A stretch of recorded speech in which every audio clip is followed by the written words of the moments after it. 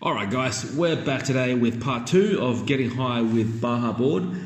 In the last video we showed you guys some of the testing we did on the mountaintop on a tarmac or on a stretch of road, and also on some open mountaintop grass field / mud plain. In this video we're going to look at the next 2 testing areas that we went to on this trip. It's fucking wet. Hold on, do that again. Jesus! Chase vehicle.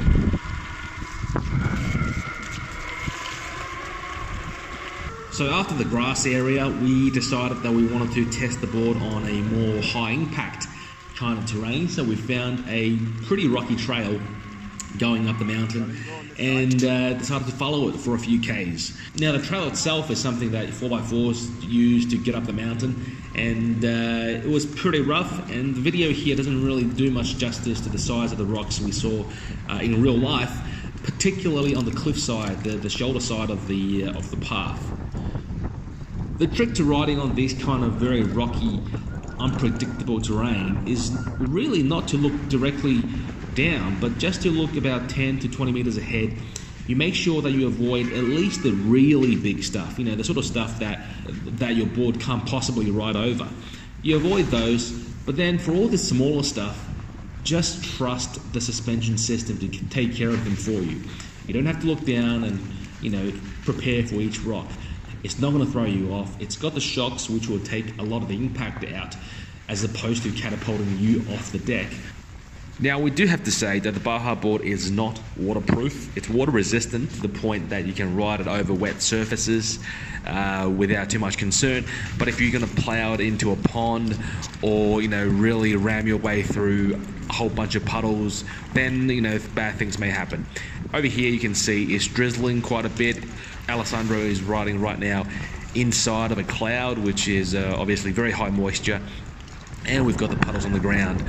Now, we would not recommend for our customers to ride in this kind of environment, but of course we have to test our boards beyond our recommended limits. So this is too wet, but for us, if something did happen, we've got the parts, we can open them up and fix them. But obviously for you, if you don't have spare motherboards and don't want to be opening your boards up, keep away from this level of wetness.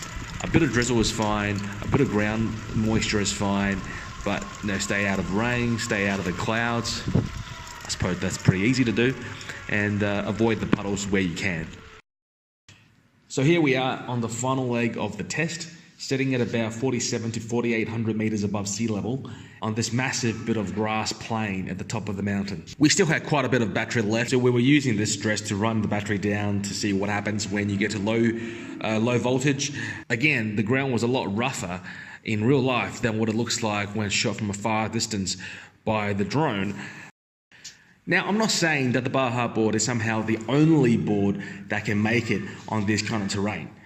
There are other electric skateboards out there that I'm sure can also move a person on this kind of terrain, but the main question then is down to how well can they do it. You can drive both a Toyota Prius or a WRC rally car on the same trail, but they are both very different things, right? The Toyota is going to be more or less trying to go slowly, trying to get through it, whereas with the rally car, it's designed to be thrashed about, it's designed to slide around, it's designed to take the punishment of the little jumps and knocks and everything that comes with off-road riding. So Baja board is very much in the latter category. It's going to have a lot more oomph, a lot more power to take you through the terrain. It's going to have a lot better traction, especially with the G4, the four-wheel drive. And very importantly, it's going to have the stability and the handling that you need to go through all these bumps and make sure that you stay on the board, as opposed to having to come off every second minute to move the board across some obstacle that you can't get over. So here we are at the end of the test at the top of the mountain. The pile of rocks you see in front of us used to be some ancient homes for mountain folks in this part of China, and it's converted now into stone rock memorial, so we didn't want to go up there out of respect. After the test, the summary of the damages for the boards, there was a few scratches on the arms and chips from the areas that we bumped into rocks, and obviously that's expected if you're going to smash into stuff. The motors, the battery, the overall chassis was all fine. There wasn't much to be done except to give it a good clean after we came back. And beyond that, the only thing that sort of needed to be replaced were a couple of the belts on the board. Now, the belts weren't broken. They were a bit stretched. They were a bit scratched up, but they were fine as far as if you were going to use it for street riding. It was a pretty arduous trip, so the belts did take a lot of punishment and they got replaced. But otherwise, the board itself was fine and just needed a bit of a clean. Hope you guys enjoyed that. Obviously, this is not the only kind of test we do, but it's good to get out every now and again and really trying to find the braking limits of these boards. Stick around for the next video. This is George from Baja Board, signing out.